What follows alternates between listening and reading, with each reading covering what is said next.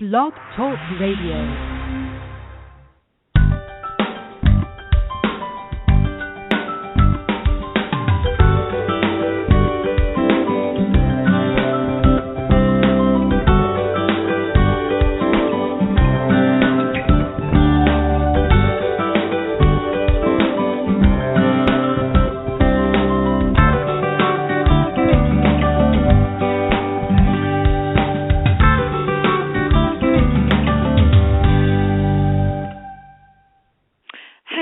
Welcome to the Wellness Coach on Blog Talk Radio. I'm your host, Edie Summers, and I have a very special guest today. I see that he just came into the studio here, so I will welcome him here in just a moment. I first wanted to introduce him.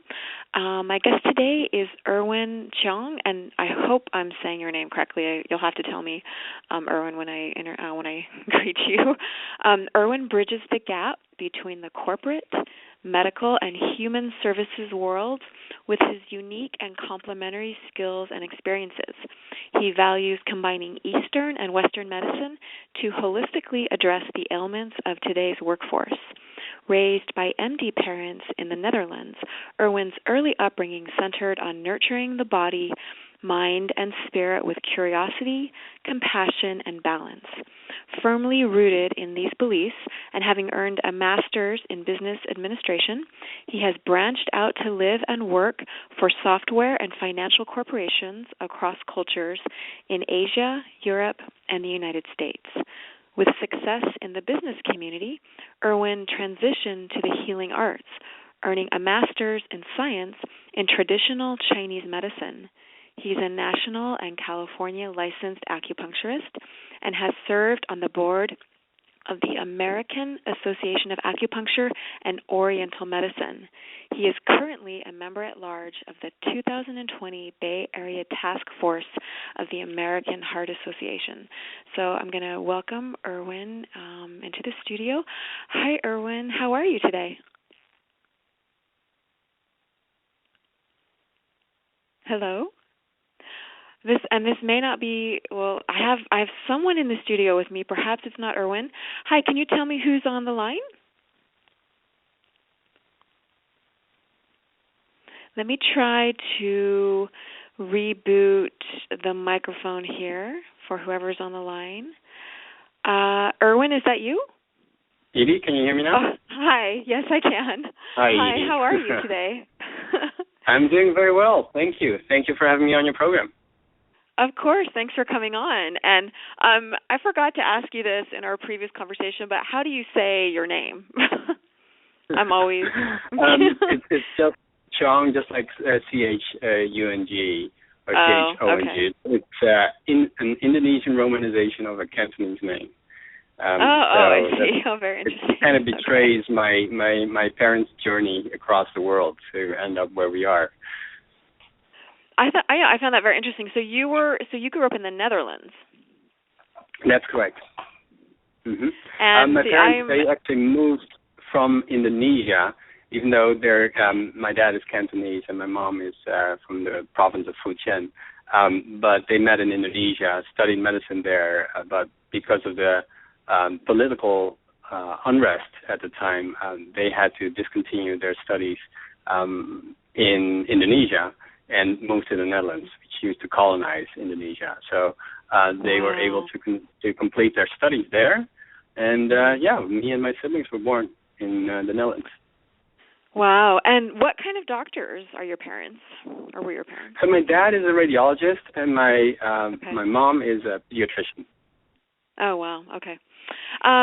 Well, that is, I always love hearing people's backstories. And then with that in mind, I would love to know, I mean, first of all, you also have an MBA, and you worked in the business world for a long time, as far as I understand it. I'm just curious about both of your experiences, and also what brought you to into the healing arts. Like, what was that transition like for you?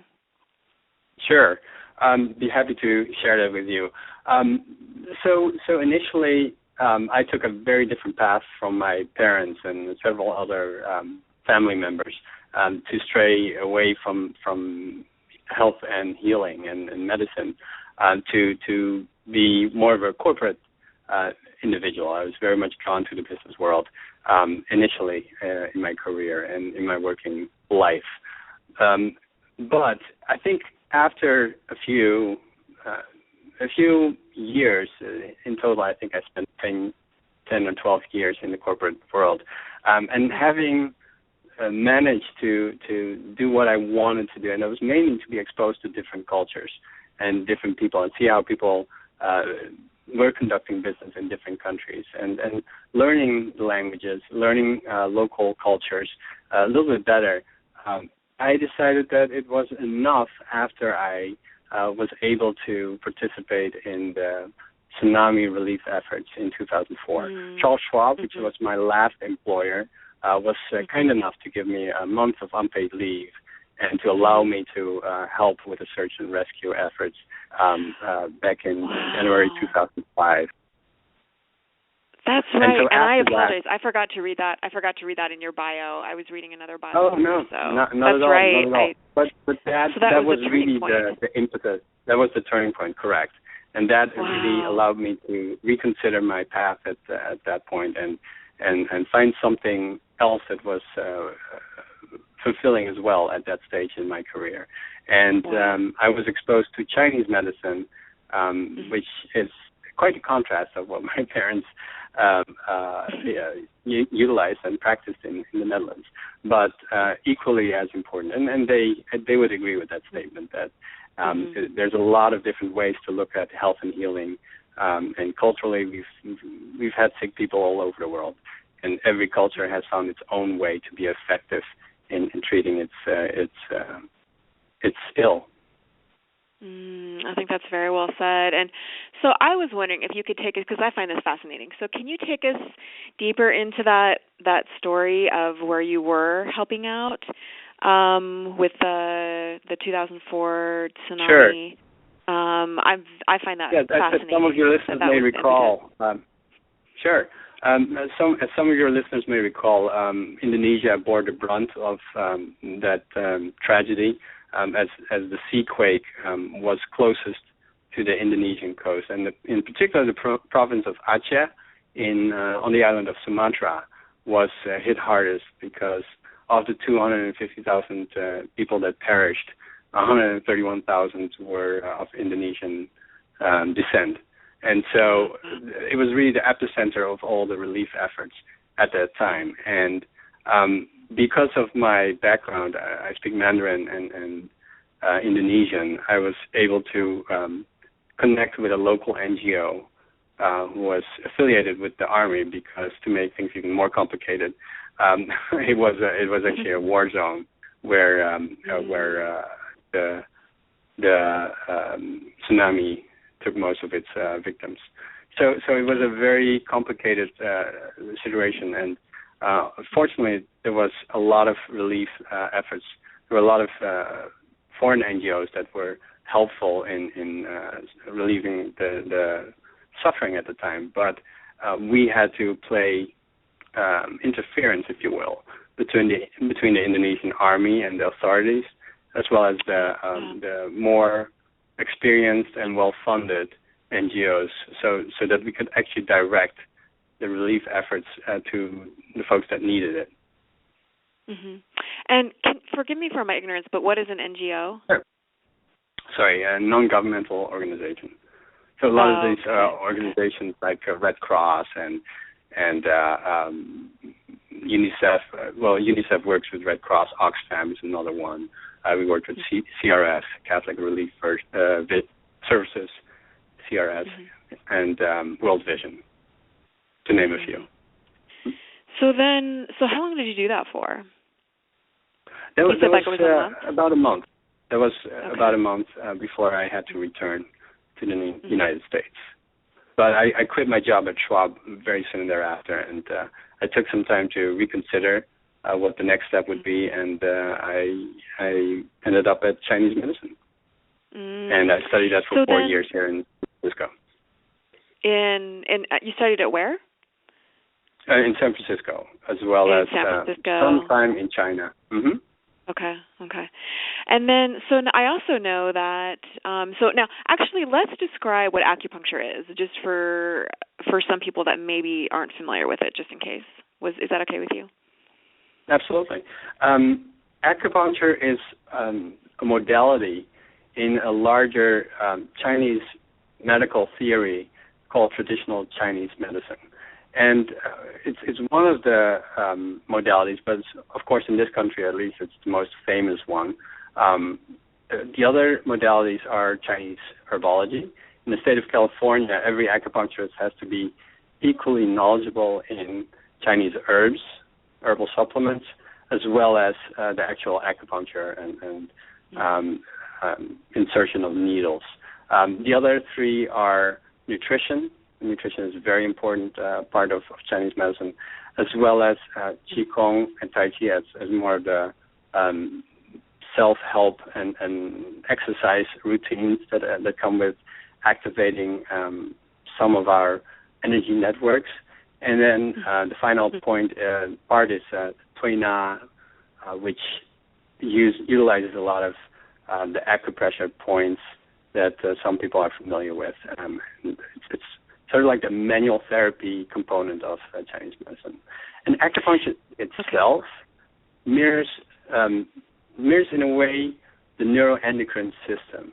There was an article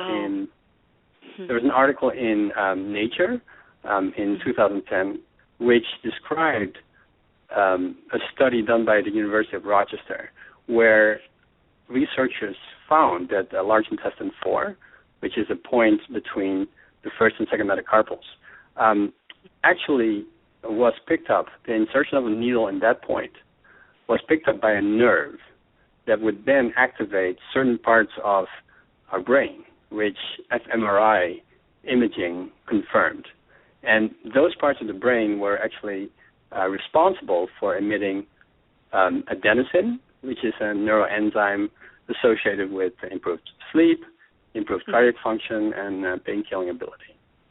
So in a sense, it is really through our nervous system and our endocrine system that acupuncture allows us to heal itself, to allow the body to heal itself. I'm so glad that you said that because I've had acupuncture myself. I've done it a number of times. I did it for like a year in a row when I had some very really bad headaches, like from a head injury. I've always wondered. I've always known that it works, but I've never been able to fully explain it to people. So I really appreciate that you just said that because it makes a lot of sense. Especially, I didn't even think about the endocrine system. The nervous system makes sense because that's such a huge part of. I mean, everything is interconnected, of course, but the nervous system is just seems like it's. I mean, I always am interested in anything really that has to do with healing in the body, but I guess the nervous system has come up a lot for me. But and also your gut is connected to your brain. I think I know that point that you're talking about. I'm wondering, but I find it a very commonly known point for acupressure. A lot of people use it for treating their own headaches, for poor circulation as well. It's a very powerful point. Okay, and so I know that you specialize in a few things. Can you go ahead and tell us what you do specialize in? Because I think that people would. And you're based in San Francisco, is that correct? Just for our That's listeners. correct. Yes. And my clinic is actually in the financial district, and the reason being that is really where I have a lot of affinity with, and a lot of my former colleagues. I realized soon enough in acupuncture school that a lot of my former colleagues at Schwab and other companies would benefit a lot from acupuncture, as well as other modalities. So that's why I chose the location of my clinic, to be in the financial district. And with that, of course, and many of you who are listening are familiar with this. A lot of us sit a lot behind computers and sit at desks, and with that come a whole host of pain issues, whether it's neck or back pain, certain pains in your upper limbs like carpal tunnel and RSI, shoulder pain, of course, headaches, but also circulation issues and things that are a lot of conditions that are triggered by stress, because we are always connected, now so more than ever. We are connected to our devices, and with that comes a lack of free time and a lack of awareness or bodily awareness, such that the stress component has become a very prevalent factor in many of the disease patterns that we see in the clinic. And that's why a lot of what we're focusing on has to do with treating chronic stress and how the immune system is being negatively impacted. Those are diseases that we see more and more pop up. For example, autoimmune disease is a very clear example of how chronic stress has caused the immune system to go a little haywire. So, that's so interesting. And so that's another thing that I think about a lot is the immune system is very mysterious, according to Western medicine. And I know that you like to blend both, right, like Eastern and Western medicine. But the immune system, I actually just read this, that like in the terms of like chronic fatigue syndrome, for instance, there are some studies that show that, and it's not just, it's also MS and potentially other autoimmune conditions, the white matter in your brain gets inflamed, and that interferes with the blood-brain barrier, and that could be why, and that in turn affects your immune system. And I'm wondering if, I think it is because of stress, so I find it really fascinating that it is that when you talk about increasing your body awareness, I mean, we really do have to find this balance between being so hooked up to not only our devices, like you said, but also just life in general is very wired and connected these days, and yet that doesn't change the fact that we have very ancient bodies, and being like body awareness is like gold, and it's absolutely. There's really no way there's no way through it unless there's no shortcut to being aware of where your body is and responding to its needs. Well, Edie, and what I really like about that is that there's definitely a lot of time, the body is very resilient. So as soon as you are aware of the fact that you are coping with a lot of stress, that is totally acceptable. The body can handle that as long as you introduce certain pauses to that stress, such that it won't build up to certain unacceptable levels. Because stress, we should not forget, stress is actually a good thing. For short-term periods, it is a trigger for a fight or flight response, right? So it actually was important for our survival not too long ago. However, the difference being with the modern times is that we're not being chased by a saber-toothed tiger anymore. Instead, we have constant exposure to 24/7 exposure to devices, and what we provide, so all the news that is 24/7 and mostly negative, work, maybe a demanding boss, family that nowadays from all over the world is able to reach you at any time. So while a lot of these things are very good, of course, but they also have a downside, and that's where chronic stress can feed off of. So then so I know that you also specialize in workplace wellness, and you have a whole other website. I mean, do you want to mention your websites? You have Plus Health, that's your bringing wellness to work, and then you have your individual practice. Go ahead. Correct. So Plus Acupuncture is my private practice where I still see my own patients. Plus Health, however, is an offshoot of that, where we provide on-site wellness services to different companies in the Bay Area. Our vision is really to help companies create a culture of care, and we do that by bringing wellness wellness services into the workplace. Our vision is really to allow employees to find wellness on their own terms. We've had many clients of ours who are, averse of needles, and as a son of two MDs, I totally understand that. And acupuncture will not be for everyone, even though they are totally different needles. However, similarly, you're like, I just want to say that. They're different needles. So similarly, we've had folks who don't like to be touched, and they actually prefer acupuncture over body work, for example. So the point being is that wellness comes in many, many different forms, fortunately, and hopefully we are offering a service that resonates with that particular individual, such that he can find his or her own path to wellness, not something that we want to force feed to the majority of employees. So it's really catered to offering people wellness on their own terms.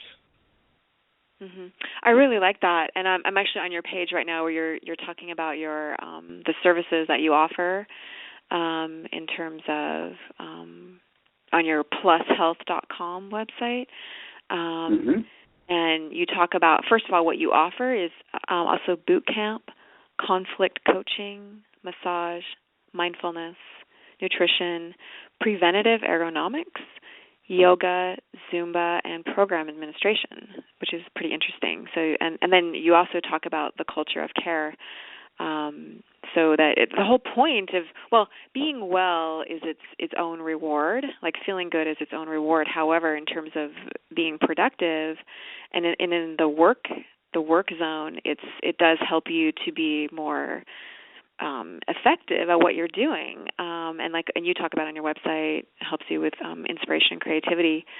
But I find it that the more I practice taking care of myself, the more productive I am at work, which is super helpful, of course, because we all live in many domains at once.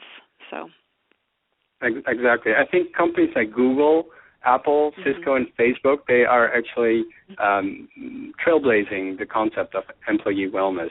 I have a few colleagues who work at Apple, and they mentioned that there are different wellness services, and MDs, nurse practitioners, nutritionists, acupuncturists are all on staff there, are all offering employees on-site services. So I think they are already evidencing or showcasing the need for offering wellness to employees proactively, and not forcing employees to look for wellness services outside of their work environment. And I think that is really what Plus Health aims to do as well. But of course, we don't require companies to be as deeply pocketed, if you will, as the Googles and the Apples of this world. So basically, we're an outsourced employee wellness department, and we really try to help HR departments to offer a unique and custom wellness program that really fits their employees' needs. Perfect. I like that, custom wellness programs. I really do think that I love the idea of workplace wellness, and it's crucial, honestly, and it's gonna. I don't think you can have one without the other, just because of how life is all interconnected. So I'm so glad. Yeah, I'm so glad that you're offering that service. And then, can you mention your individual website again as well? So that one, again, for anyone who's listening, is called plushealth.com. So that's PLUS, and then the word health.com. That's for your worksite wellness website. And then what is the name of your individual website again? Sure. That's plusacu.com, as in acupuncture, plusacu.com. And that's the site for booking individual appointments with me as a practitioner. I think the strength of acupuncture and Chinese medicine is really not only do we minimize illness, but I think we allow for optimization of wellness as well. And so that's really the impetus for offering corporate wellness as well, because the emphasis has to lie at wellness versus illness. And I think that's why we want to be proactive and meeting employees where they are, both physically as well as mentally, in terms of how ready they are for embracing their own wellness and how to get there. So that is really the variety of Plus Health that we offer.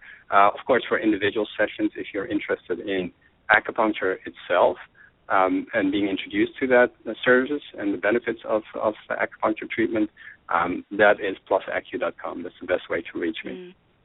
Wonderful. Okay, I was just going to ask you that. What is the best way to reach you? So, Irwin, we have about 4 minutes. I'm wondering if you want to give some kind of, is there any other takeaway or anything else that you want to mention, any events or anything at all that you'd like to mention in this last bit of time we have here today? I think you already asked wonderful questions, Edie. I really enjoy being on the show. So thank you for having me on this call, and I look forward to hearing to other visitors. Absolutely. Speak at your show. I hope that I encourage people to contact Irwin, and I really appreciate you being here. It's been a pleasure to speak with you. It's been really great to get to know you. And, you're welcome back anytime, and maybe one of these days I'll meet you in San Francisco, too. So thank you so much for being here, and thank you for being... I look forward to meeting you. I do as well, and I find your story fascinating, and it's just been such a pleasure to meet you, and I thank you so much for bringing all of your gifts and talents to the world in both areas, in wellness and in business, and in combining the two and helping people, like you said, meeting people where they are, and again also emphasizing wellness instead of illness. It makes a huge difference what we focus on. So I can't thank you enough for being here, and I hope that you have a great rest of your day there in San Francisco. You as well, Edie. It's been a pleasure. Thank you so much. Thank you. I'll talk to you soon. Thank you for having me. All right. Thanks. Okay. Bye-bye now. Bye-bye. You've been listening to The Wellness Coach.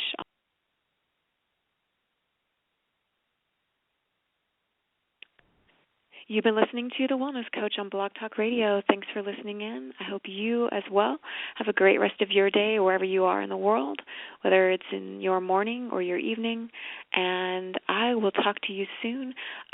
We have some really great shows coming up here. I'm talking to J.P. Sears. He's an emotional healing and intimacy coach coming up next week. I'm going to be talking with Heather Ash Amara on Warrior Goddess training. That's coming up in early December. We have some just really amazing guests on here, and I really appreciate you tuning in and taking the time to take some time for yourself and to check in and create that body awareness and soul awareness as well. The body awareness is so important. It does make a difference. It's those little things that we do every day that make a difference and add up to well-being. So thanks again for tuning in, and I'll talk to you soon. Take care.